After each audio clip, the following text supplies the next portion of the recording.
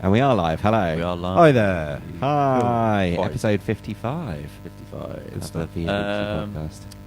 Yeah, we've been having some quite interesting chats before we got recorded. We kind of blew our wad. Let's go. Thanks everyone. That was a great show. See you later. It's a shame you weren't here for the bit before. Yeah, exactly. No, we were talking about I guess what we would say vigilante justice. Ism, yeah.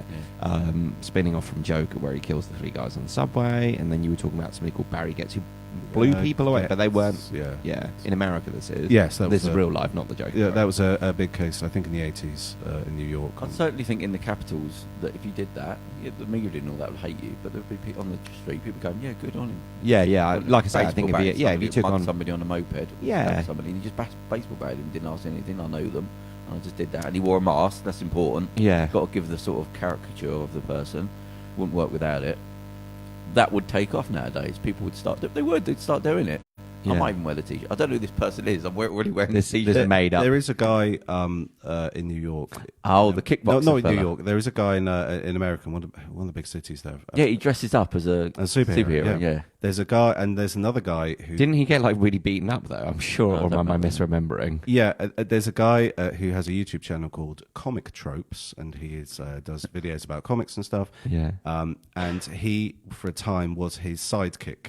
He was his boy wonder, and he was genuinely like, "Oh, I wanted to be a superhero because I loved comics." And he was like, "Yeah." And he saw this guy, and he's like, "Yes, I will be a superhero with you."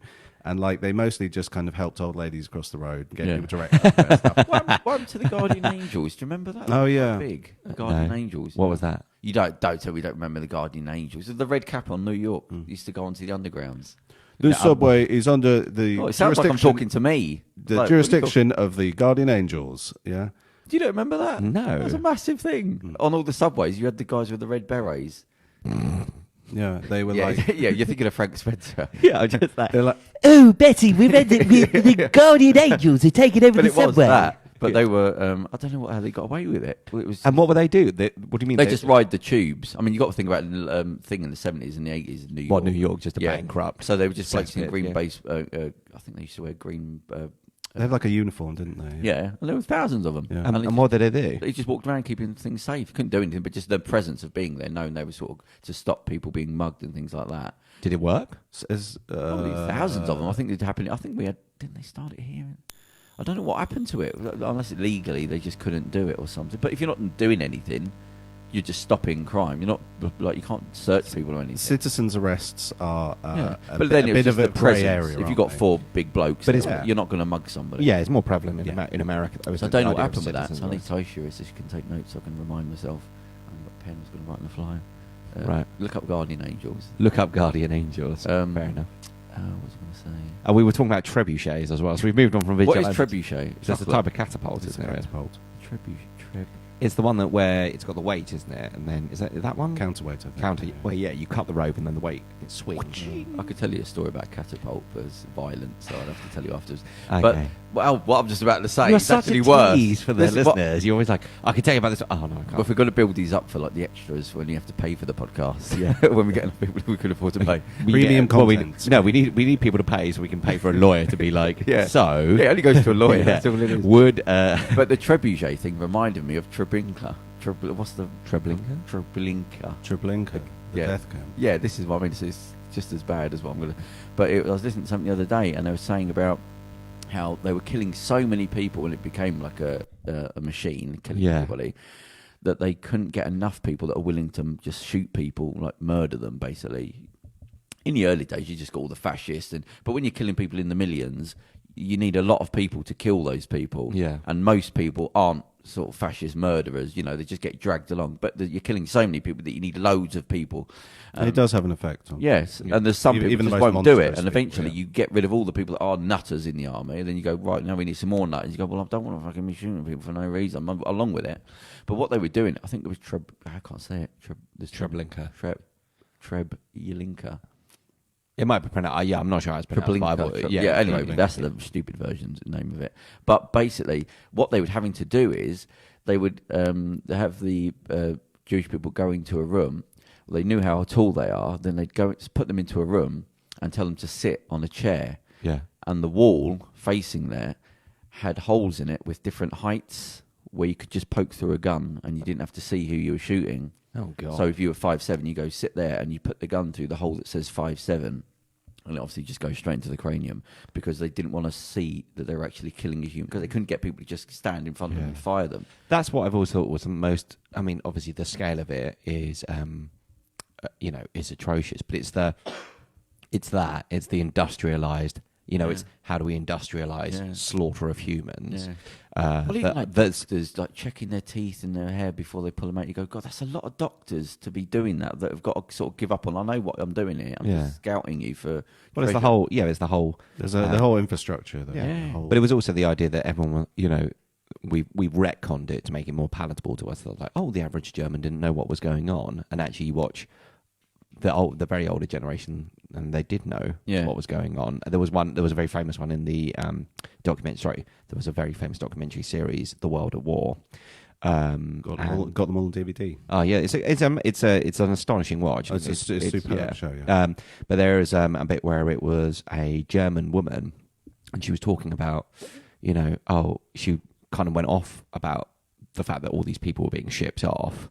She said, and she said, I was saying they're going to kill them and they'll mash them and pulp them into soap and everything like that. That's what our soap is made of. It's made of these, they just get the whatever the Soylent Green. Yeah, it kind of is, unfortunately. Yeah, it was almost like, I suppose maybe it's fat or something like that. According to Fight Club, isn't it? That it's human fat. Yeah, it wouldn't surprise me. But yeah, they were saying that's what that's where we're getting all this soap from. It's all this and that. And she said, like, my husband was just like, shh, you can't say anything. She was like, but I know it's true. Yeah. He said, you'll go with them. Yeah. And so the idea that we've kind of retconned it and be like, oh no. That's what annoys me about the Trump thing. That like we're at the beginning stages of something. We need to have like a Trump timer. I swear. 60 seconds. Yeah. But that's what it is. Like you're watching it play out again, the early stages of it. But basically, that's what it is. If he's capable of anything that's happened in history, like that he's dead inside, so he's capable of anything. I sort of we do terrible. I mean, we're still doing terrible things. But it's the fact we don't learn. Like here we go again. You go, oh yeah, but it's not gonna. You go, no, it slowly happens. All that murder didn't happen with World War II.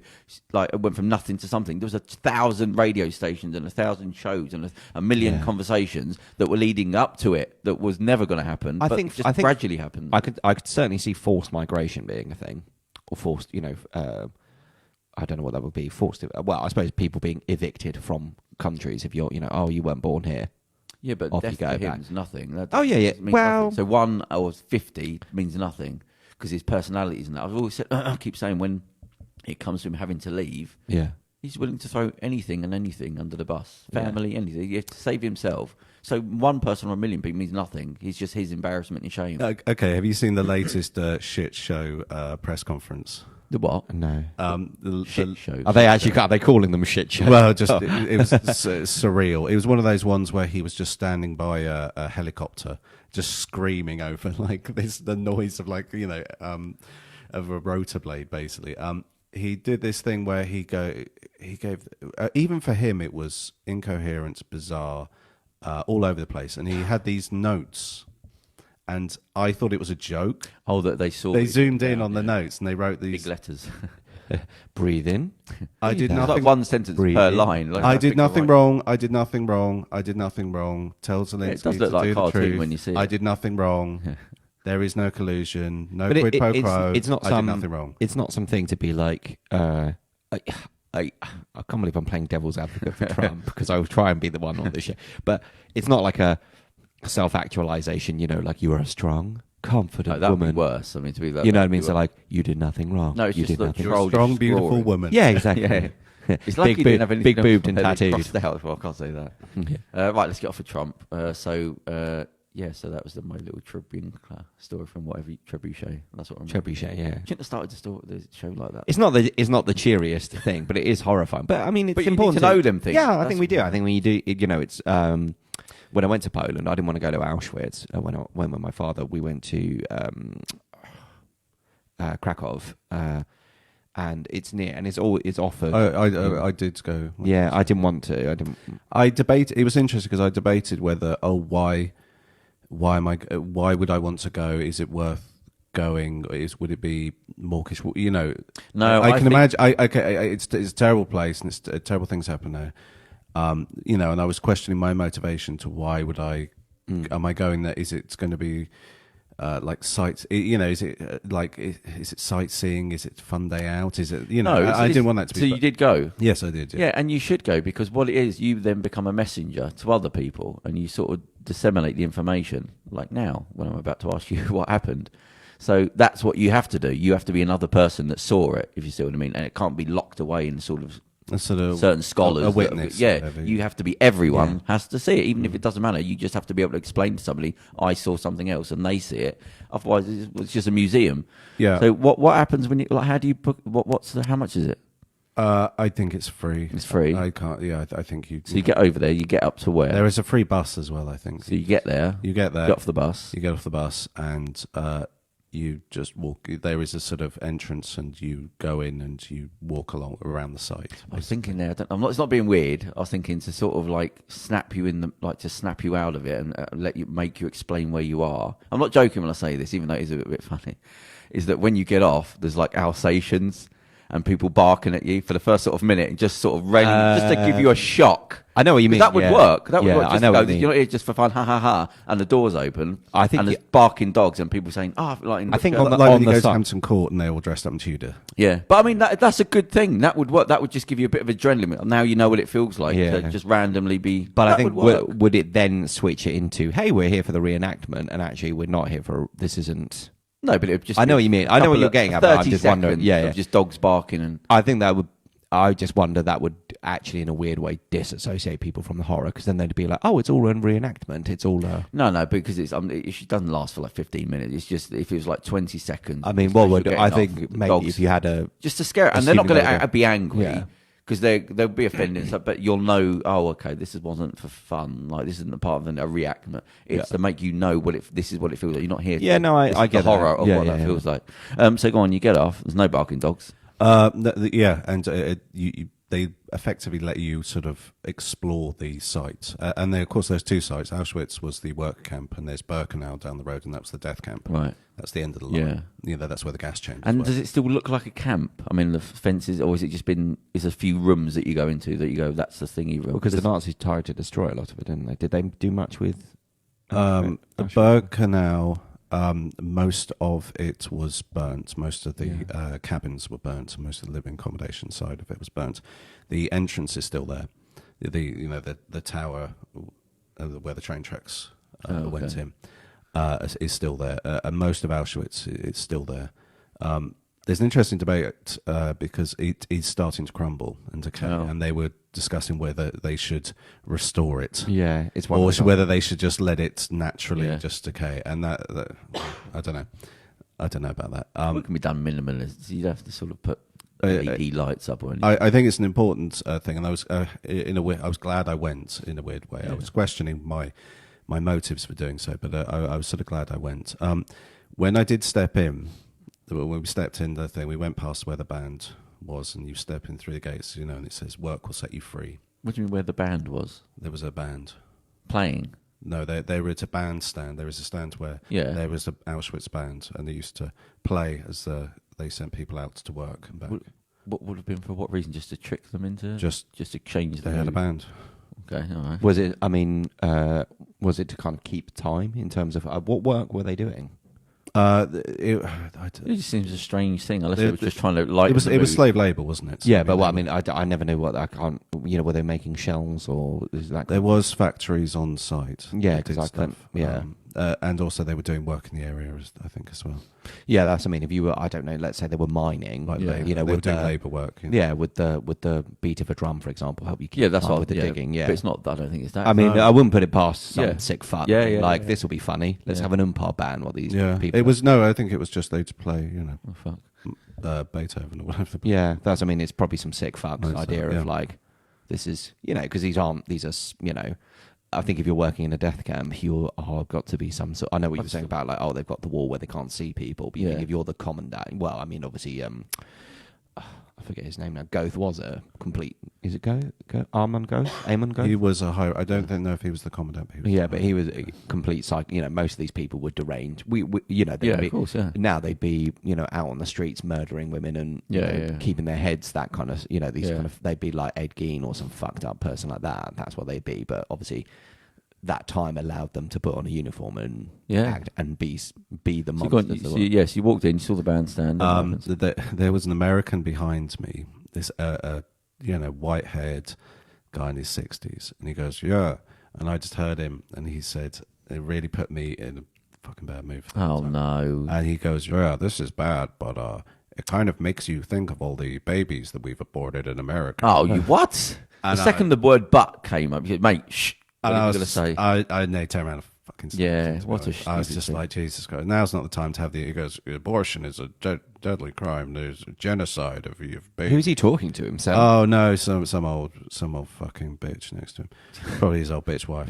I nearly slapped him. And the reason I bring that up is because I had a friend who went to Hiroshima recently. He was in Japan and he visited the site of Hiroshima, and he said he had a similar thing. Elderly American man said, "This is terrible, but it was justified in time of war. We probably should have dropped more nukes to really teach them a lesson." And again, he's like, he's like, no. Well, it's such a stupid comment. There's no point to respond to that. I mean, it's there's the idea that the nukes shortened the war. It meant there wasn't going to have to be an invasion of mainland Japan because there was this fear that they would basically have to fight for every inch of but not in some ground. bloody town where there's kids and babies running. Hiroshima, they were. Oh, it was on an army base there. Nagasaki was a base. Appallingly, I think some people got nuked twice because Hiroshima was bombed, and one of the places that people were taken to was Nagasaki. Bloody hell. So some people, obviously many people were killed. If they survived Hiroshima, they then died in Nagasaki. But some people survived two nuclear bombs. Eating and cutting. Yeah, it's I mean, but it's both sides. I don't want to get into the justification. But that's a whole conversation. Everyone would have used it if they had the bomb. Oh yeah, well, you don't think the Japanese would have done it? You look at what the Germans wouldn't have nuked. Well, the war crimes that Japan committed in, anywhere they invaded. In Singapore, they just went into the hospital and bayoneted everyone. But again, it's just the people. They're the ones that get the shit. Oh yeah, the ordinary like a Japanese child. What the fuck is that doing? Yeah. Well, he's not my enemy. You know what I mean? But obviously, again, I think if you asked a Chinese person how they felt about Japan during the war, when there was a reason it was called the rape of Nanking when they took that city. Yes, go on. Sorry, you're walking around. What did you see? What's the first thing? What did I see? It's a tour. No. Oh, so you just go in there? Yeah, you just sort of go. But there must be signs of this thing. I think you can get guided tours. I think you can. Yeah, we didn't. There were some displays. I mean, some of the buildings there were some displays, but as I said, you were just kind of allowed to walk around quite a few of the buildings. And does it look like? Does it look like a concentration camp? Does it look like a camp, or is it an open space? No, you can see this is holding people. It looked like how you see in it looks how you see like prisoner of war camps. Oh, okay, right, yeah, kind of thing. Yeah. It had lots of fencing and towers, and we got the towers, and poorly constructed, bunks, things everywhere. It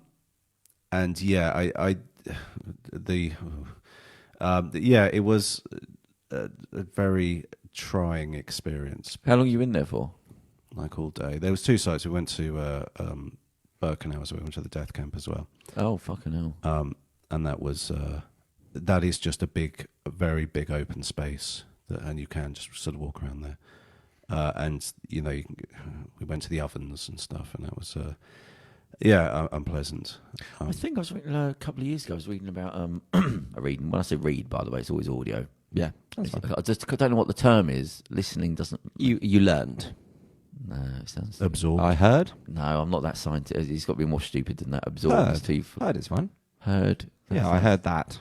Read or heard. Listen to doesn't sound. Listen to, does that mean read, like audiobook? Listen to, or could that be? Yeah, you listen to it. I listen to an audiobook. Yeah. Oh, anyway, but they were talking about the company that built the ovens. Basically, it was a bakery. Like they used us, and they tried to keep in business after a couple of years afterwards. But people were like, "No, we're not." It was literally they were used for cakes and biscuits to push these things. Okay, fucking Bayer are still in business. Who's that? Bayer are the company that produced Zyklon B, which is the chemical. Right. Yeah. But wasn't that a Jewish fellow that came up with that? I don't. Yeah, I think it was a Jewish but it's a German pharmaceutical company. They're still around now. If you look at your paracetamol, they're big producers of lots of drugs. How's it spelled? Bayer, Bayer. They Oh, also were dumping a medication that they knew didn't work and was out of date and was killing people in African markets recently. They also have had several people. They had one of their former CEOs in the 50s or 60s was convicted at Nuremberg of war crimes and genocide. And they are like a major company. They got a big, huge office. They used to be in Newbury. I think they're in Reading now, right near the Medeski Stadium. And it's just it really bores. It's just really. But it's insane that no one's doing it. You know, that no one's saying anything. That they're allowed to literally get away with it, and they've committed multiple awful, indecent acts since as well. They are literally they haven't just rebranded. Now they're still doing half. Yeah, it's not like okay, well, you know, immoral company. Yeah, but that seems to be the case with most pharmaceuticals, doesn't it? Yeah. You read into what they've done, and you go, "What the fuck?" But I'm assuming that there is some kind of if ever there was an underground layer somewhere, or a holiday out volcano. I mean, they would be right up. Yeah. They would be running that thing. Yeah. Oh Christ! Much like Nestle as well, and yeah, because what was the thing with the milk that was powdered milk? Yeah. Yeah, what was the powdered milk thing? I can't. They were encouraging women who had babies to use powdered milk instead of breastfeeding. Yeah, they would sort of Is that doing the China thing. This was in Africa. This was a lot in Africa, but it seemed to be happening a lot in places where they didn't have access to clean or safe drinking water. Yeah. So lots of babies were dying because they were using the powdered milk instead of breastfeeding, which is much better, much safer. You know, that has lots of benefits. And they were using the powdered milk with. They're encouraged and you know, there's a big huge advertising campaign to do this, and it resulted in lots of deaths. Yeah. Well, because they were using dirty water. They were using dirty water, yeah. And they were saying that this is actually better for you than breastfeeding, right? And but they didn't say, oh, by the way, but make sure you use clean water. Well, they didn't give a shit. Well, these people, lots of people don't have clean access. Yeah, I know. They don't have the opportunity. Yeah, you know what I mean? There was a question on QI once when Stephen Fry was doing it, and it was saying about, I can't remember the question exactly, but it was something like, what's the biggest recall of a food product ever on the market? And it was this company where I think it was baby food. It was a type of baby food, and it was in Africa. And they spent a lot of money, and nobody had done the proper research to realise that in Africa, a lot of the places people don't read. So what's given to them in food on a tin, you have to put a picture of it on a tin of what's in it. And they'd obviously not known this, and they had baby food with a baby on the front. And nobody would buy it because they literally thought it was a baby.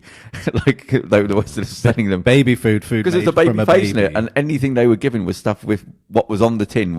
It was on the picture because they couldn't read. And then somebody promoted the baby tins. Yeah, because it like was cat food. It's made from cat. Yeah. But then you would, cat food, because everything else it's like pork. And it's, a picture of a pig, and it's always a happy little pig. And you're like, I don't think this pig was fucking happy about this arrangement, my friend. Oh God, yeah. Stop in the cheeriest. I wanted to, So your podcast that you were talking about. So you went onto your podcast. Yeah. It was a movie podcast, wasn't it? Yeah. And what was you talking about? We discussed. What was the name of it? Is it all sorted? Rubler. Rubler podcast. Also a online, also a website. That doesn't tell you anything about the show. But then I thought, hang on, sort of website that deals with music and video games. And so how do we spell Rubler? People want to look it up. I think it's ROOBLA. I'm sure if you just typed in your best guess and then podcast, but that's what the podcast is called. Yes. Is he part of that website? Yes. Oh, okay. It's a podcast for the website. So what was the topics that came up? Fascism? It was, we discussed, quite in depth, we discussed a bit about video games, narratives. Are they achieving their full potential? Probably not. As a medium. What does that mean to somebody who doesn't know? What do you mean? Well, just, I suppose video games and interactive storytelling in general are big modern games now really not pushing the boundaries necessarily, but are they using the medium of video games to their full potential? But what would be the full potential? Well, I think my view on it was that the big games now are trying to be more cinematic, and they are aping movies more. Yeah, if you see the trailers, yeah. Half the time, I think I'll have to wait a few moments to go. Right, is this a game or is there people going to pop up? There was one the other day, and I was like, I was watching some trailer thing, and I was like, oh, and at the end it was like, yeah, this is a video game, and I was like, it's like coming for PS2 or PS4 or whatever, and I was like, oh, it's a video game. I was like, I just assumed it was a movie. You know what I mean? So yeah, I think that big games are aping films more. And not necessarily, as I said, just there are ways you can use this as interactive storytelling. There are ways you can use this medium to really give a player agency and tell a story in a very unique way. Yeah, by giving people options to do things and play different roles or whatever. Yeah, but they do that anyway, don't they? Tell storytelling. Yes, some do, some don't. But I'm still surprised that that video games still feel in their infancy as a sort of, so you're saying it's a big spectacle, as an art form. It's a vivid bang smash noise thing. There's no nuance into the character. There's more focus on that, on the whiz bang and car chases. And so you're saying like it should be a more detailed. I think that there should be different types of stories and different types of stories told in different ways, and it is an art form, but it doesn't often behave like one. You know that? Is it just I wonder what did books start off with that? With just big stories, historical moments, or would there have been more nuance? Does it happen over time? It just gets disseminated, decanted a bit again and again and again and again and again. I think like with podcasts. I imagine the first podcast that came out weren't very philosophical. They were just sort of like, I was going to say comic books, movies. And it just over time it gets chipped in terms down. in terms of novels, there weren't many. Yeah, you're not going to be nuanced when you first come out. Games are fairly new. It started off being mythology, and then it became but they didn't think of it in fiction in those terms, and obviously they were verbal. People weren't writing in books. They didn't have. But I think it's just like it's like anything. It starts off being quite clunky, and then over time it becomes more nuanced and more nuanced. Our computer games just in their infancy. That's what it is. Yeah, that's what I was sort of saying. And I think the demographic is changing as well, because like women play computer games now, don't they? And older people as well. People grown up playing video games. And new things only usually affect the second generation, but then this one's gone up. It's caught up with the old people as well, rather than just a new. Yeah, that's what I'm saying. Because video games have been around for what? 50 years. Yeah, the 80s and the early 80s, late 70s, yeah. Get used to this noise. Beep, boop, beep. Yeah, my parents had like a Texas Instruments one that they kept. Like they had it in the loft. What that is. What's that? Oh, it's like the most ping mega pong. Basic. Yeah, it's got like Pong. It had Wampa Stomper. No, was it Wampa Stomper? I can't remember. All these the tank one where you say boop, boop. Yeah, all those kind of ones. Battle, yeah. I think. Battle, that's it. And they had all those kind of. They just had it in the loft one day, and they were like, "Oh, we should get that." I think they just found it. Like, "Oh, this was a computer game we played when we were, before you kids." Like the start of Jumanji. Yeah, kind of basically. Yeah, it was like me and my brother got sucked into Pong, and we were trapped just going boom, boom, boom, boom, like that, endlessly until one of us said Texas Instruments and won the game. So that was old. Yeah, I guess it must be 70s.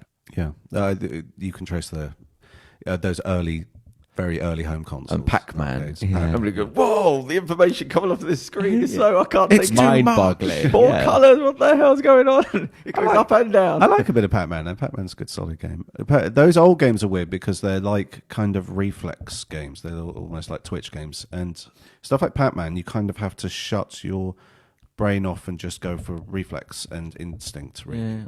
And it just hits the buttons of your DNA, thing. Reflex and muscle memory and just achieving it. There's not really much strategy. You can't plan and strategize too much. You're just reacting. I think it was a Stephen Fry to bring up again a few years ago, and I was listening to it. One of the things I educate myself on was everything Stephen Fry ever said. And his life, all 3 books. Yeah. I still don't know what Moab is, by the way. Do you know what that is? Moab. So his what context? I looked it up and I couldn't. Isn't that a rocket? No, his I think the first or second biography. He's done 3, I think, and it was called Moab is my washpot, and I couldn't figure out what the word Moab is. I think it might done it's something that he's literally I couldn't figure it out. MOAB. Yeah, but I'll start by Karem then. So, oh god, what was I talking about now? What was we talking about? You were talking about Moabs. Video game. Oh, I think it was one of his shows that he was doing from the BBC, like one of his specials, and Radio 4, and he was talking about music. Like if you distill it down to why do we like repetitive noise, basically that's what it is. Yeah. And it said it's all to do with the expectation of the next bar. Like, and building up to the chorus is an exaggeration of that. You know, here we go, and again, and then the chorus. He said, but really, it's just even down to the next. You know what that is, so it feels nice that you know what the next thing might be, and it's just even that. And the chorus is just that you're building up to that. Yeah, it's always that thing of like watching. You know, when people do, you know, just with babies. Have you got any information, Karim? On Moabs? I thought he was grabbed his phone to look up Moabs. No, I think he was just texting. He's just texting. He's just playing a bit of pong. No, but you watch people with babies, isn't it? It's always that thing of like they'll do the one thing, will be like, the baby's like, just cackling its head off because it knows what's coming next. Yeah. You know, if it's just going peekaboo, it's not. Then it's not because the baby's going, oh, I couldn't see. You know, we always think like, oh, it's because the baby can't see and blah blah blah. Yeah, there's something in there about knowing the next, knowing what's coming next, isn't it? There was. He did definitely. This is definitely Stephen Fry. He did. He spoke to various people. I can't remember what the podcast was about, but he spoke to somebody about crackers and the jokes inside crackers and the company that provides them. That was a good one. And he was saying that no, they're designed to be bad jokes. He said because humour is different. So a bad joke, everyone will go.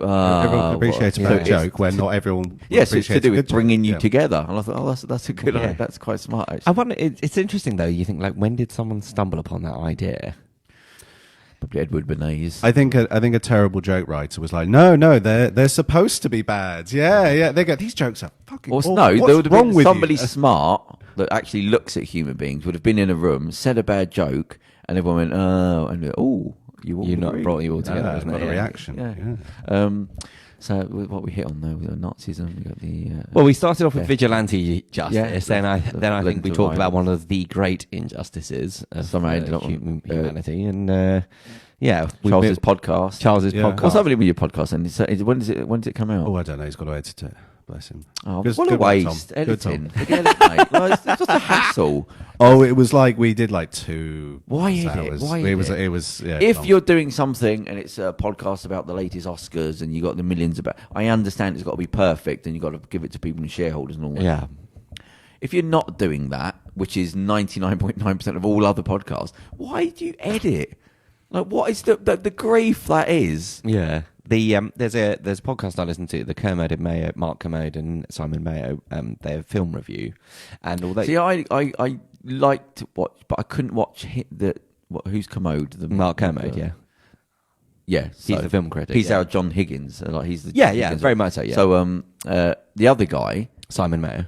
It's like, why don't you just replace that guy? He's just a miserable, doesn't seem to know it. He just goes, oh, really? What? And you go, he's bringing nothing to the table here. No, I don't think that's true. I don't think, if you removed him, okay, and just like a cardboard effigy of him and just did come up, it would be a good show. Well, they have done shows where it's like, so it reminds you of people on the BBC that have been there for so long, they're no longer trying. I'm just come to work and what you go. If you were to earn this position like today, would this be how you act? That's his curmudgeonly. He's quite the because it's not enough. They are the double. It's not enough. It's just no. It is when you hear him without. Oh, okay. It's not as good. Okay. So sometimes they quite often go. It seems they always joke about going on holiday together, but it's just I think they just time it so that they're like, right, let's just you both go on holiday. So the podcast is his movie reviews, or it's just a podcast? Oh. His movie reviews, but they just go on holiday and accidentally go to the same spot. Yeah. But they're all out of rooms. Yeah, they don't have to share. Oh, oops.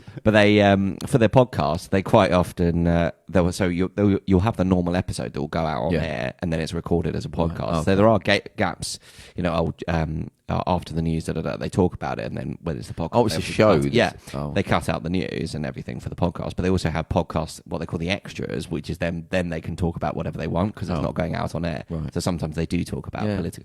They can't go too much because it's the BBC, but they have a thing. They have a bird song feature rather than cutting stuff out. They just play bird song over it. So sometimes like Big Brother. Yeah, sometimes it's swear words, or it might be a swear word from a clip. Well, I took a bit of my ego, got a nice little stroke because the couple of times I've been to the BBC over the years and telling about podcasts weren't interested. Second time was about not editing podcasts. And that just seems stupid to them. Why would you do that? And so when I listen to In Our Time with Melvin Bragg, again, a lot of person has been doing it for too long.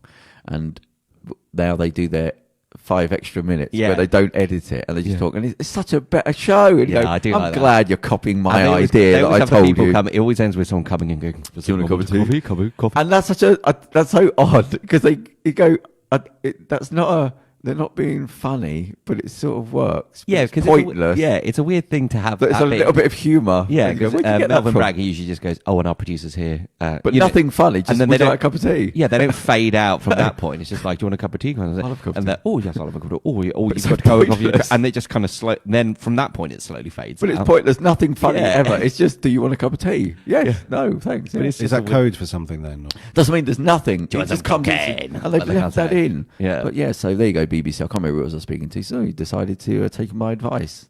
One, do podcasts. And 2, but people want to be authentic. I would say that I can't. Some of them BBC podcasts that I love, I can hear the editing. Like, it's not a normal conversation. So just from listening to podcasts along, I can hear where one person's been cut. I don't mean visually. I think it's nuance and that. Yeah. But I can hear the edited. Which ones? There's a few of them. Which ones I listen to? No, just normal. Like what's it called? The main one. What's the one where it's somebody's life and they've just put a new young person in charge? On the beach. Life. Oh, end of the week. Desert Island. Oh, right. So that is edited up the backside. Yeah. I mean, I'm not talking about the music that's put in. It just, you can hear. But that's a radio. I mean, that is kind of a radio program. They have a slot and they have time constraints. So there is some. No, I'm not even saying it's like they've got to do what they've got to do. But I'm just saying I can't stand that. Yeah, and it's an exaggerated version. Like I said, that's the worst one. But they've got music and they've got hits, certain songs. So that I give them a bit of a pass. But like In Our Time, we just talk.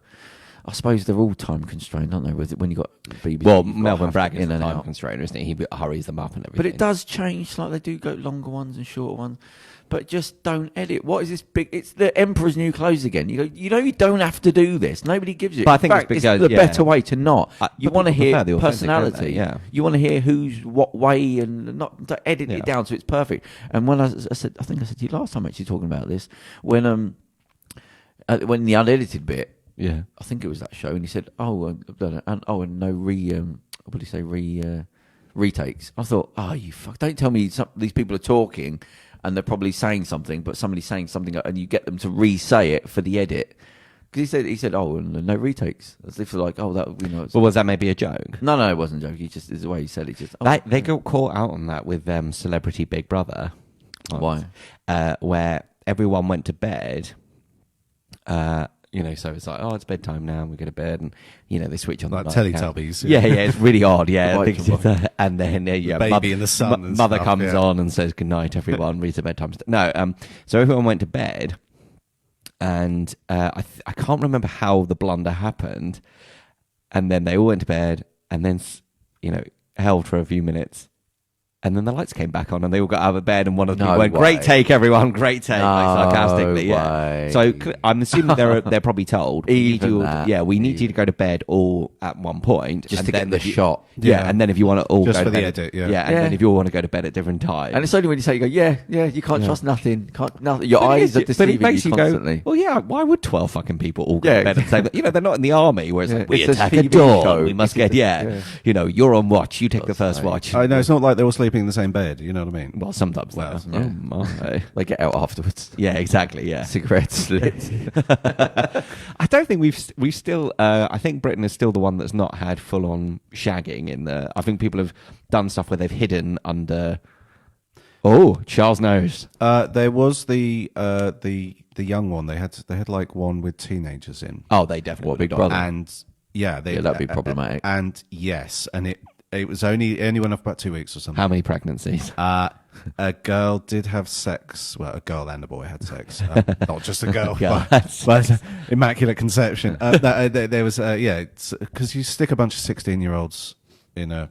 But also 16-year-olds going to be like, this will be funny. In a room. Yeah. And like there was a bit of controversy in Kristen because she came in, they obviously didn't use protection because they're issuing condoms in They're Big Brother not. house. I kind of feel like they would have them just in the bathroom supplies. But they did. She asked for the morning after pill. Oh, God. And they gave it to her. And the Catholics there turned was, off.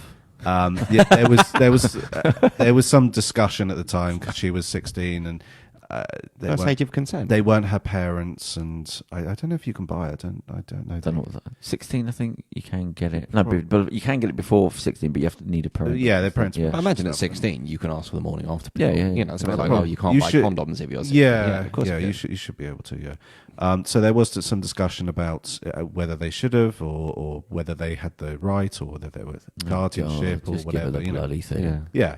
I mean, come on. Do you want to get pregnant? Yeah. No. Yeah. And that what did I ask you, Richard? Was that in this country? Yeah. Oh, was it? That was a long time ago. And it was on TV? Yes. And then presumably they went, let's never do this. Yeah, genuinely. We just got away with that by the skin of our teeth. They were like, this is a very bad idea, sticking a bunch of kids in a room. Yeah. They don't know what they're going to say. Oh my God. Calling each other names. Yeah, because I think there have been... dropping racial slurs. Yeah, God, yeah. I mean, because people have had sex in the Big Brother house in the UK, but they've always done it like, 1 year, someone famously kind of made a fort, basically, like with furniture and things like that. Planning. Yeah, and it was just like, you could just hear slight sort of moaning under, on the mics and everything like that. Pathetic. And rather famously, Jade Goody committed an act upon someone's person in the thing. Yeah, but again under the covers and everything. Whereas all the other Big Brothers are all just shagging out. Europe, they don't give a not too fussed about. But even like the American one, they're just out on the open, just shagging when they want to. Just like there was through a sort of friend of a friend thing, there was someone who worked on Big Brother doing and they said like, we just have to cut out so much wanking in the shower. Yeah. And you just like, well, because I want to go. I thought I'm not going to mention sex, but no, I thought no, we've got to be European about it. Yeah. So one of my European about it. We are still technically European, just for the next couple of months. Just trying to get my foot in the door for this one last story about. No, we won't. How dare you? Are we tethering and floating? Well, the guy we had on this podcast, he's a member of the Brexit part of the Dr. David Ball. I see him on my feed. He's doing a lot to do with Brexit. When was he on? Was he post? Yeah, he was. No, he was the last set of podcast co-hosts back, not the ones before that hit that one. But you're like Doctor Who, and you just get new companions, and and I'm the worst off for it. It's me that's everyone's fucked off, doesn't give a shit. You haven't regenerated yet. What was I saying? Oh yes, I was having sex with somebody once up in their room. Nice. And good segue. It's horrendous because I was a scumbag at the time, so you'd think I wouldn't be bothered, but my moral code was always there that caused me grief. Yeah, at least you weren't in the cinema. No, so it's upstairs, the parents downstairs watching TV. Right. We're not doing nothing because the parents downstairs, bit of this or this or that. Then you start having sex, but you're doing quietly. You're in control of the situation. You're not sort of blinded by anything. Yeah. And then the parents all started banging on the ceiling. Oh, no. And where I came down the stairs faced the living room where they were both watching the TV in the opposite direction at night. And I knew I had to go down the stairs after that horrendous moment. So I had to go down the stairs and look at them and say, see you later, knowing that their daughter... You defiled their One of the most awful things in my life. Oh, yeah, I remember with an ex, we went to the pub, got a bit drunk, came back and... We were staying at her parents' house, and we ended up having very loud sex and like kind of getting a bit into it. And then like afterwards, we both stopped and went, and then you oh shit! Then you hear the silence, and they did bang on the door. They're like, shut up! That is fucking. And I was just like, and then like, and I was like. And then it just carried on, That's one of the worst things. And then afterwards, literally after I finished, like, it was just like, oh my God, what the hell? I was like, then you hear silence and you go, oh my God, everyone heard really this. Loud. Yeah. I've been quite lucky, like the parents. More of a gentleman. But no, the parents, no. But no, the parents have just been more chill. Like I remember like staying over, and she wasn't mega younger than me, but she was probably, should have been 18. I might have been 20, something like that. It might have been. It might have been 2 years. Yeah, exactly. But but it was like an Elvis situation. No, but there was 14 and you were 23. certainly. Yeah, it wasn't that. Like the good old days. But you know what I mean. It was just like she was obviously, as we all do, out underage drinking and everything like that. But she was only just at that time in her life where she was out clubbing and everything. And here she is. I mean, we worked together, but it was like from her parents' perspective, it's like, oh, she'd been out because it was just one of those, things. Yeah. Are you out tonight? Oh, you out tonight? Oh, yeah, let's go. Oh, that's cool. Where are you? Oh, maybe I'll bump into you. Basically, like, shall we have sex? But, in code. Yeah. So from her parents' perspective, it was just like, oh, our daughter's only been out clubbing for a couple of months, and here she is bringing back some guy. But they were just really chilled about it. Oh yeah, I was really bringing back a guy as well. It's not like they know you're sort of dating someone. Yeah, exactly. And then to just go, oh, he's a bloke I'm taking upstairs to defile. No. I mean, but it was the next morning as well, so it wasn't even like, oh, they couldn't even lie and be like, oh, maybe they cuddled or something just like that. It was just like, calm down. I'm sick. a mess. We've got to get off this. I'm so nervous about that, having what had happened.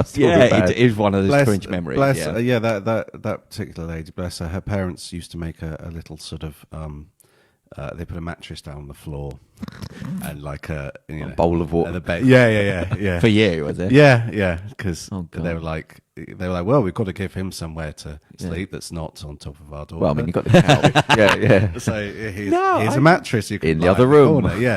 He's a nest you can sleep. No, my first proper girlfriend, like even right from the off, like I just stayed around her house and her parents didn't mind.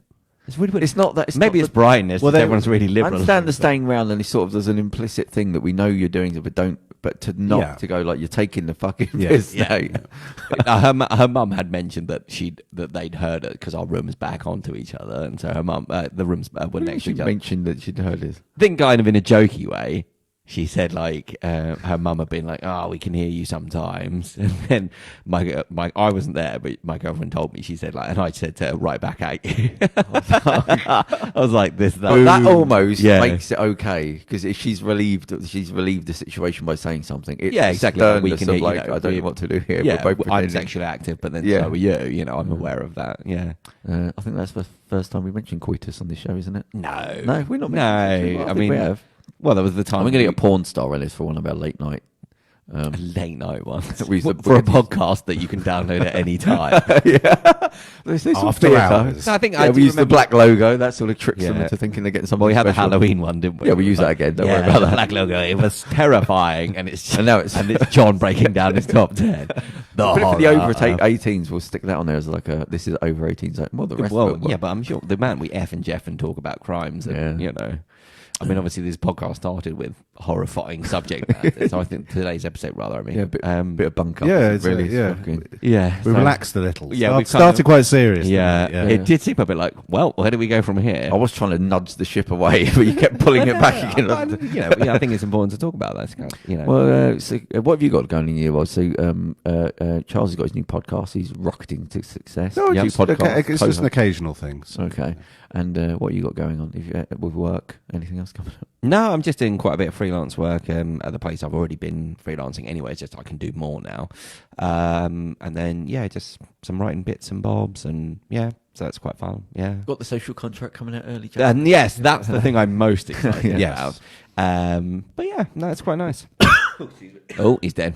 We must change the ends of these. Why?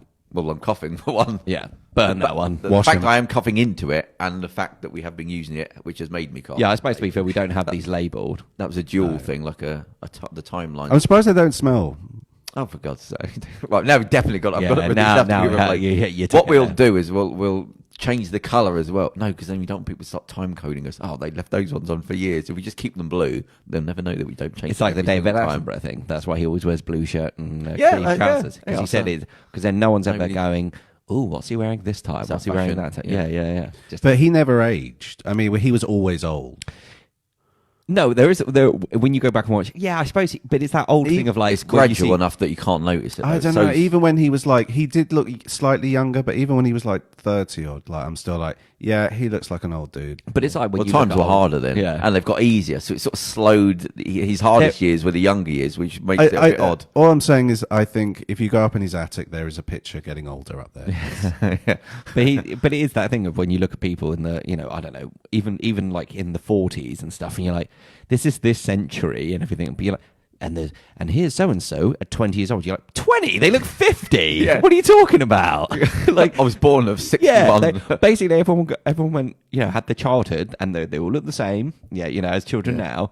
And then so they just go from 16 to 40. And then they just start working their minds about 50. Well, I'm thinking that was a world war in between. But even like 12 and 20. Even like in the 80s, you're like, oh, here's some guy, a baby boomer and everything like that. And he's like, well, I think if you look at it hard enough, that's my explanation of Attenborough, it was harder when he was first born, and it's got easier over the years. But when he did his... it's warped the sort of timeline where he's got slowly healthier while getting older. But he did... you know what I mean? I can't remember what they're called. There was something like Jungle Quest or things like that, and that he looks quite young in. I mean, he looks like in his 30s and 40s, and he is a bit younger than that. But he does... I think he's about 20 when he did that. Yeah. He looks about 50. That's the problem I have with fashion. You couldn't look back at any photograph if there was any and go, oh, look at that. Look at that. You go, because I always didn't give a shit what I wore. You just wore what I wore because it was comfortable. Yeah. Whereas I didn't follow that trend and that trend and that. You didn't have poppers.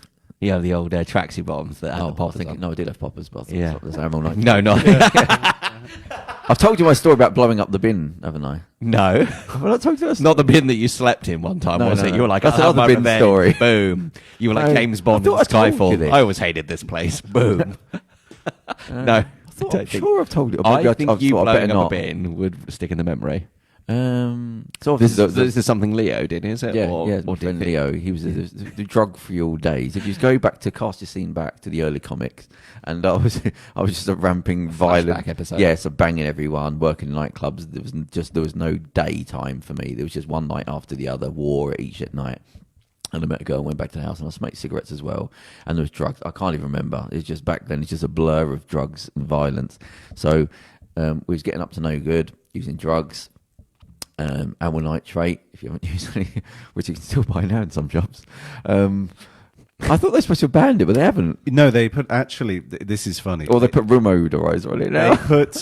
They put an exemption because it was technically they did a blanket ban on illegal highs. Yeah. And they were going to ban it, but they actually put an exemption, and I think the House of Lords complained because they were like, how are we going to bugger people if we don't have access to amyl nitrate? It's such an odd thing. You go, that it's just got through. That shows there's something going on in upper class society that you didn't. That thing has got no use for nothing.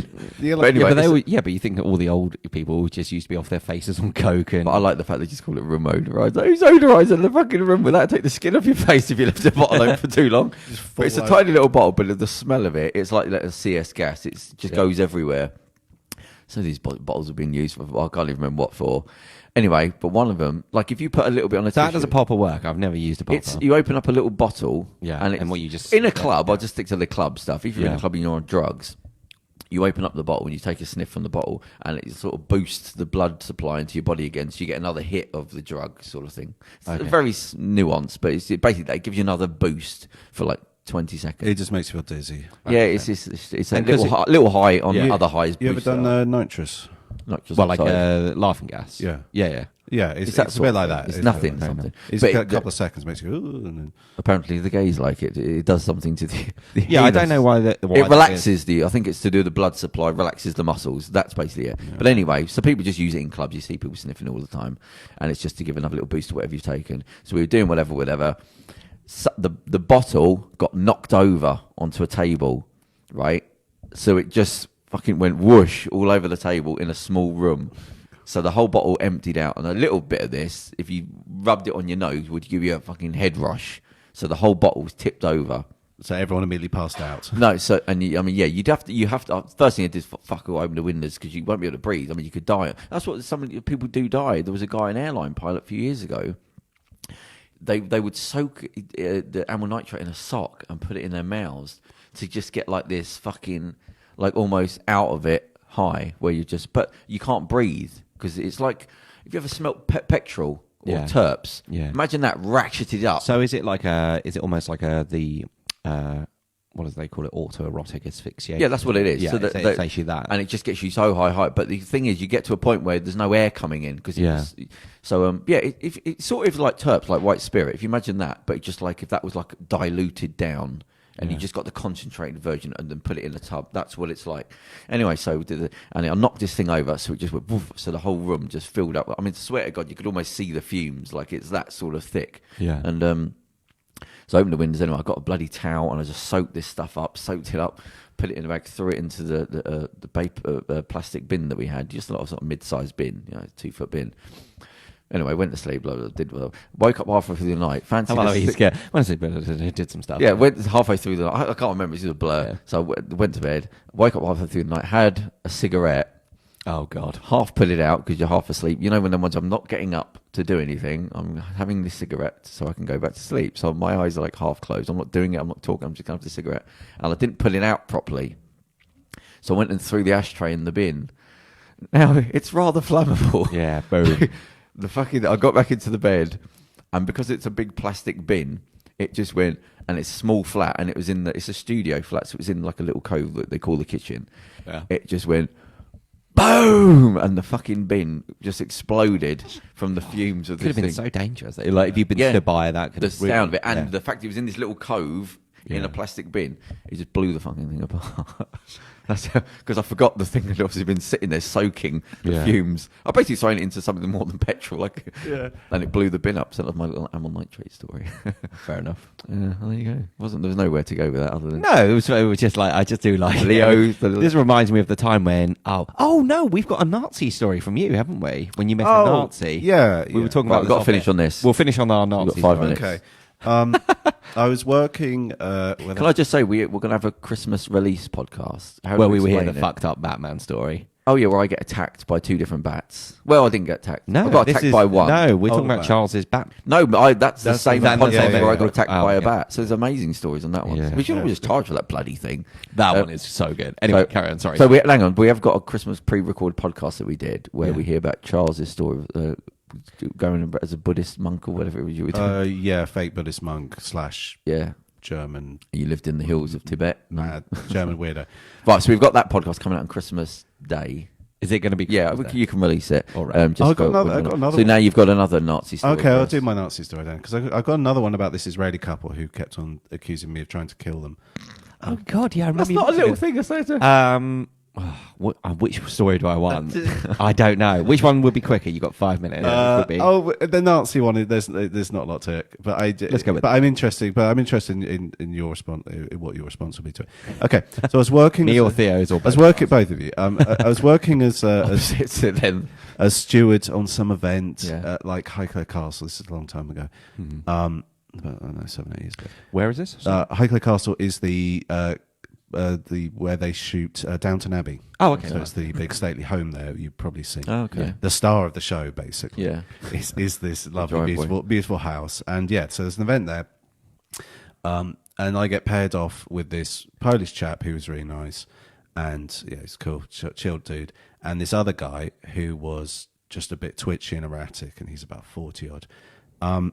He starts like he's one of these know-it-all dudes, and like he was telling us all about sort of French history and like this and that, and like he was making weird claims that because when he did talk about stuff that I knew, I was like, that's I don't Right, yeah, that's, yeah. I don't, that's not actually real. Yeah. That's a bit strange. And like he said, like he had like DT. What's that? DT is the like insect repellent. Oh, okay. Yeah. Oh, Yeah. wow. the Stuff, yeah. Yeah. It's the really strong Yeah, stuff. That DEET. That was DEET, yeah. And like if you spray it on you, like I had some when I was in Mexico, and I sprayed it I on my skin, and it would burn my skin. Really? Yeah. But didn't they used to have vans in World War II to go around and spray that on people? Yeah. To get like the It's- kids would run behind just the depending van on the and they'd- percentage of it. Oh, okay, Higher right, so yeah, percentage. okay. It's strong stuff, and it smells awful, and it sort of has it can have a reaction. Maybe my skin's quite sensitive, but I had a reaction with it, and I was like, yeah, this is nasty stuff, and it is poison. And he was like, oh, it's fine, I drink it. Well, He what goes, the it fuck? doesn't do anything to you, and like these liberals and these liars, they'll just tell you. And I'm like, we just told a lie. okay, you're a crazy Fantasist, person. yeah. You're a crazy person. And then he started going on about the build up to World War II, unbidden. This came out of nowhere, and started saying, and I was like, okay, dog whistles. My alarm bell started going off when he said, yes, the bankers tricked us into going to war with Germany. And I was like, okay. Oh God, here we go. I was thinking, where's this going? All right. And then he started going, yes, because, we should have joined forces with Germany, and, and we could have conquered Europe, and, and then we would have had to. And then he said, and I was like, no. And and then he said, yeah, because have you heard the saying, history is written by the winners? Yeah. And I'm just like, Did he think he coined it? yeah, like he's blowing my tits Yeah, off with these, amazing That's revelations. amazing, yeah. Then he said, Hitler was.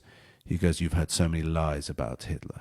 There we go. Yeah. I'm off. And I was like, okay. I was like, Jesus Christ, where the hell's this? Yeah. You know what I mean? Because sometimes when you meet like someone like that, you go, I always think, right, okay, I'm hitting record on this. Yeah. Because Where's I my want to phone? remember this Yeah. shit. Did you set a timer for how long he said the Jews were responsible for all the wars? He did say that. Yeah, Yes. I thought He that. said Yeah. Jews responsible for everything wrong in the world. Bankers, The bankers, the global jury. The global jury. Global jury. Oh my god! And I was like, oh my god. Then he said that Hitler. You've heard so many lies about Hitler. Hitler was actually the greatest man who ever lived. And I was like, wow. And I actually said, wow, I've never heard those words spoken in a sentence out loud before. I was like, that is interesting. Yeah. I was like, just because it's fucking insane. And Yeah. I was like, well. Maybe he didn't. I said maybe because the Polish guy next to me, he's Polish, and they got a fucking raw deal in the war, as bad as anyone, and post-war as well, So and he's just like, no, he's not, mate. And like I was like, yeah, he's really not. I was like, of all the dudes, I was like, he goes, no, he is, and I was just like. I was like, the awful truth, and I was like, okay, and so I tried to soften it. I tried to give him a way out, and I said, well, the awful truth is, I suspect he's probably the most influential figure of the last century for all the wrong reasons. Just to give him a little scrap to go on. Yeah. And he's like, no, not influential. Great. Oh, Jesus Christ. And I was just like, So he didn't even take the way out that you gave him. and then he said, I bet you believe all the. I bet you. Fucking you're an enemy because you're I not bet falling into line. I bet you believe all the lies, like the Holocaust was real. Oh no. And I don't. I had far. such a visceral reaction. I just walked away because I was like, I'm fucking hit this guy, and I literally I just turned off and just walked, and I left, and I went straight to the boss, and I was like, this guy.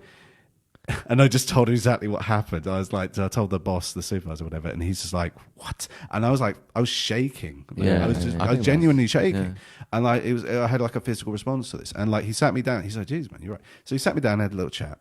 Calm down, don't worry, it's gonna be all right. And I was like, it gave me a cup of tea. It's not like the end of Outer Limits that there's got a twist to it, and the door closes behind you, and he's like, the guy puts his cap on that you've been talking to. he just leaves and just he goes, "Hail Hydra," Yeah, you just see the dagger as you walk, and you go, "Oh no, get out of here." That was the funny thing when that film came out and everyone was going, "Yeah, it's so cool, Hail Hydra," and then people went, "Yeah, the Hydra are Nazis. Let's not all be, they're the extra bad Nazis. Yeah, they're the real. That's not the same as going Wakanda forever. It's not. My friend does that. He'll just occasionally he'll just lean and whisper, "Hail Hydra." I thought it was a joke sometimes. Yeah, and like if something's gone really bad, and you'd be like, "Oh, we've got to get up on the fucking like 6, and oh, this is shit, isn't it?" Hail Hydra, like because we're reluctant. There was a film review, and he said the greatest thing about the Starship Troopers film was getting us to cheer for the Nazis. Yeah, it's fascist. When they pull the fucking slug out, it's petrified, and you're going, but just to pop a pin in that my story. But I don't know. I felt very odd about it because I being like a liberal dude and stuff, I just thought Liberal metropolitan elite. Yeah, a beta cuck, cuck is and that's all these just making noises. Sorry, they're all just invented noises by chickens. I don't want chickens. And I was like, okay, well, should I be angry just because he's got a different opinion than me? Should I have confronted him with reason and logical debates about why he was wrong and maybe he needs to rethink of these things? Should I have punched him? Should I? And I was just, he's free to believe what he wants because I had this. It was confusing in a sort of conflict with me because I was like, he's free to kind of believe what he wants, but I had such a physical reaction to it. And I was very surprised by it. And genuinely, I had to leave because I was going to hit the guy, So you were literally in flight or fight. Your body was going, what do I do here? Yeah, and I just think, and I sort of regret that. I think, maybe I should have confronted him with you don't with a reason. You know that nothing you say will change anything. He doesn't want to agree. Well, the with fact you. that you gave him the I see what you mean about one could argue that he's influential. It's like, no, greatest. You know what I mean? So clearly, yeah. You're not going to go on a 2-year quest with him looking through information. He's not there seeking information. He literally doesn't want to know. It's like all the anti-vaxxers and the flat earthers. They've just decided and it doesn't matter. There's somebody on the news the other day. That's all lies. I mean, when you believe something like that, you're just going to... But you want it there. You want it. You're going to go, well... You don't want to not believe it. Here's the evidence. And they'll say, well, this is obviously all fake. Well, somebody was saying, what they said about Trump, where you can't convince somebody of facts.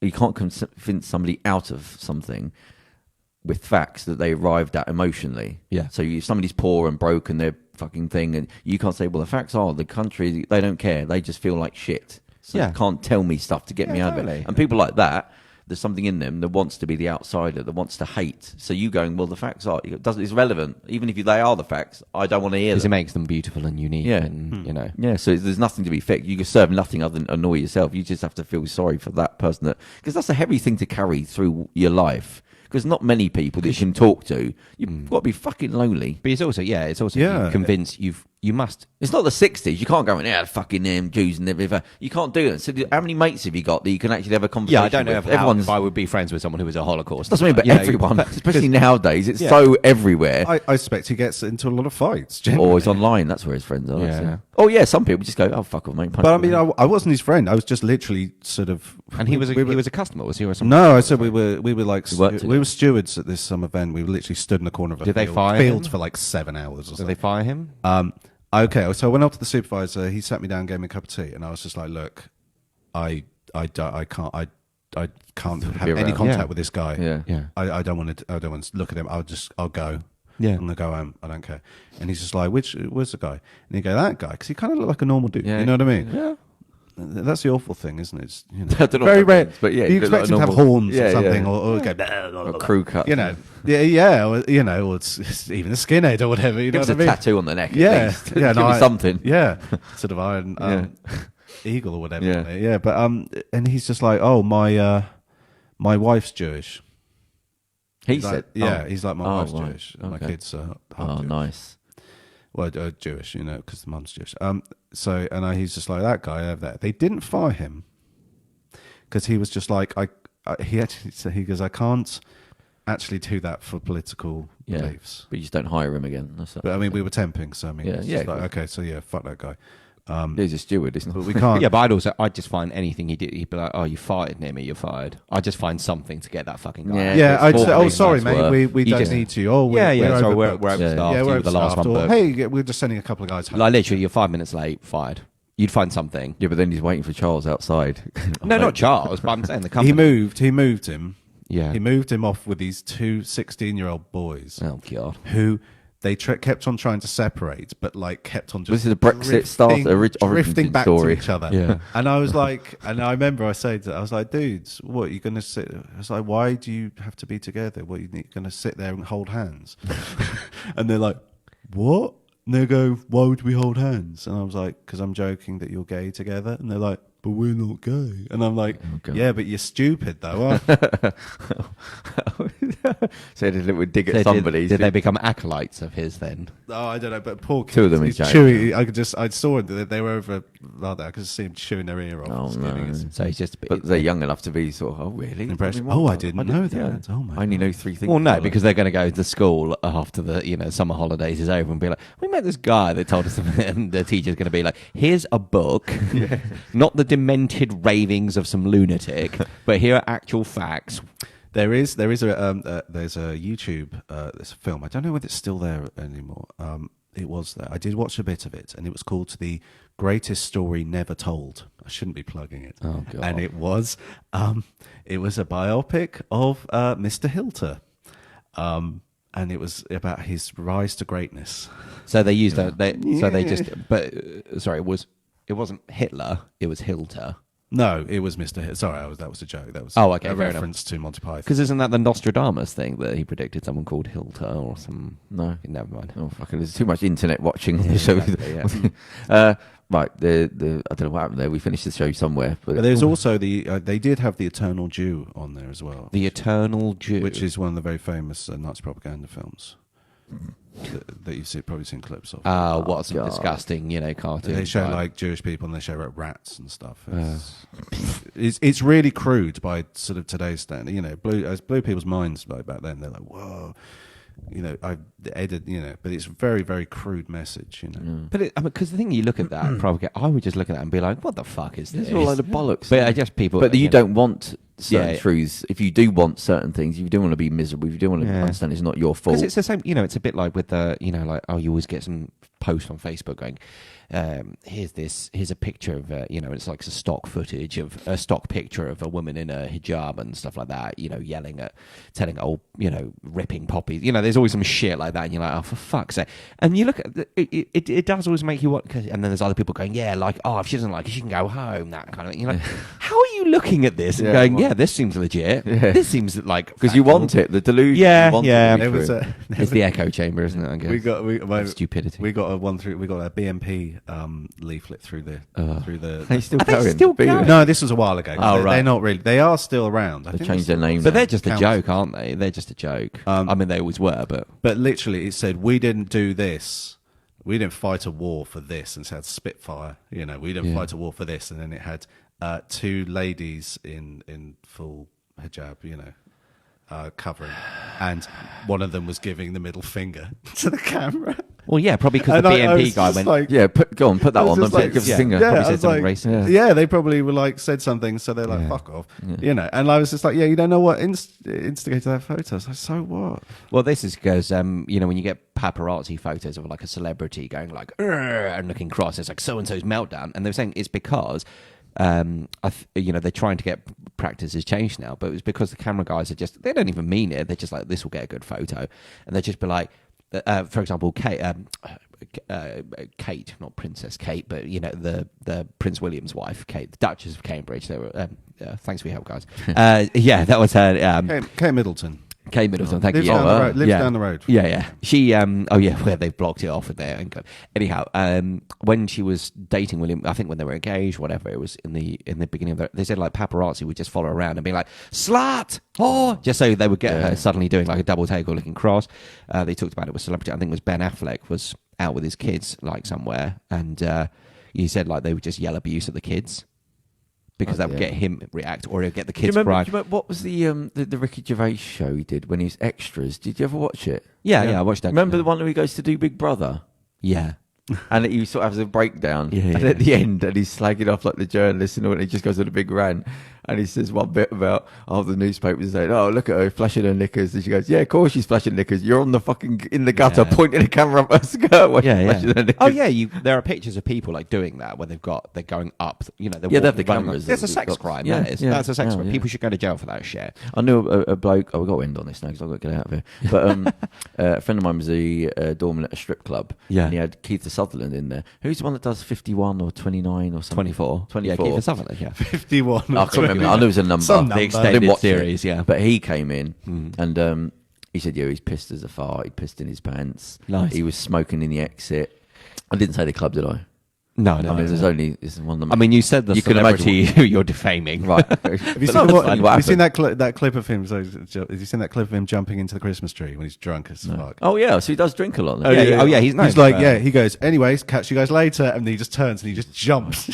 But the thing is, that hang on, I got to finish. Yeah, so he said, he punched my friend in the face. That's amazing. I'm totally looking that up. He said he was pissed in his pants. He kept going into the kitchen. He was told to get out. Yeah. He kept going to the exit smoking. The manager just said, just leave him in there smoking. And he said he punched my friend in the face when he was trying to talk to him. Just normally, he said it was so weak, he said it wasn't worth anything. He just flicked me in the face. But hold on, he was just talking to Kiefer Sutherland normally, and then he just he was saying, "Look, mate, come on." He said, "You got to come out the exit." And he said, in the end, the manager said, "Let him stand it," but he said, "Mate, you got to come out." And he said he sort of tried to punch me in the face, but he didn't know what he was doing. Yeah. If you were his mate, you would have the best stories. Well, yeah. He said, so anyway, the manager said, he's leaving, so you've got to tell his driver to go around the back of the club. This is in central London. Yeah. Around the back of the club. And so he took him out the back, got him in the car, and he said the paparazzi just outside the front figured out that he was round the back. So went round the back, and he said there's this big dude, one of the paparazzi said there's 3 of them that went round the back. He said when he was in the car, he said he just run over with both knees, jumped on top of the Mercedes on the front back, and just started taking photographs straight through the. He said a fucking great big dent in the Mercedes car, and the car just revved and it sort of moved a little bit, and the guy got off. But he said, mate, he ran over, he said, jumped onto the bonnet with his knees and went like that in the inside of the thing. You think, oh Jesus, you've got to put up with that. Like that's mental. You can understand why people. I don't give a shit. I just want that photograph. You're not going to see me, so I'm just going to basically smash this car up to get a photo of you. Yeah, that's my little Kiefer Sutherland. May I finish on one very very teeny tiny short paparazzi story? This was a couple of recently in the last couple of years, documentary about paparazzi and practices, and they were talking about the Kate the slut thing. Call her a slut, and then you'll get a good picture of her getting crossed. Paparazzi on camera admitting that it was Judy of Richard and Judy fame. He'd seen her out and about somewhere, and so he paid some random guy. He was like, "Here's 50 quid, and here for you, and here's 20 quid. Go and buy a bottle of wine, give it to Judy." And he said, so he does that. Yeah. The guy, this guy goes over to Judy, gives her a bottle of wine, snap picture, Judy drinking problem. Yeah. You're like, what the fuck? Yeah. And you're on camera admitting this. Like, that is, You'd have to sort of just start suing them. Just start suing every single one, just grind them to a halt with your money and your PR. Then these people ain't going to want to put up with that. Yeah. But you can't, somebody's got Well, I have had friends who worked for newspaper services and wire services, and there were some people who they said, we don't touch this guy because they were just fucking Scientology. Yeah. Right, we've got to end on this. So I was listening to LBC once, and so there's one of the presenters on there who's been around a long time. I'm not going to say any names. It's a long story, a while ago, but he was saying how he used to work for one of the main tabloid newspapers. He said the Scumbag sort of tabloids. Yeah. He said, and there was a guy in his office. So must have been early 80s. And he said, and this is out of his own mouth, because he said, I would hide in a tree or do this, things I'm embarrassed about. But he said there was one guy, went to somebody's house, the daughter had been involved in some issue with a politician or something like that, and then she'd gone missing, okay? So there was a big thing about, is she guilty, is she not? I can't remember the story, but he said, he went into the house, the husband and the wife were crying, she'd disappeared, we don't know what's going on, this guy had come in, and he said, can we take some photographs? They said, no. He said on the way out, he lifted the fucking photograph off the fucking fireplace and walked out with it, so then they could then print it in the magazine.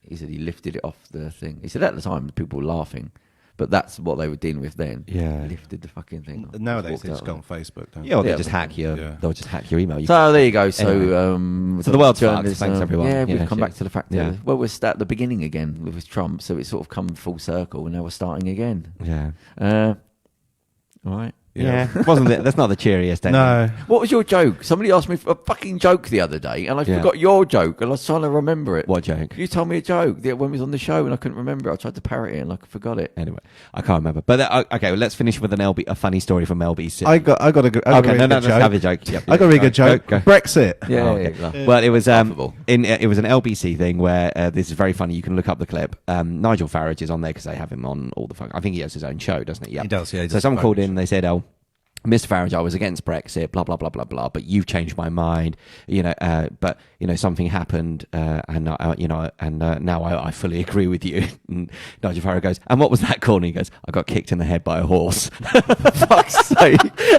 It sort of makes sense if you're stupid, but it sort of works. All right. Yeah. Anyway, on that horse note, look up on that horse note. Peace, man. Bye. Ciao.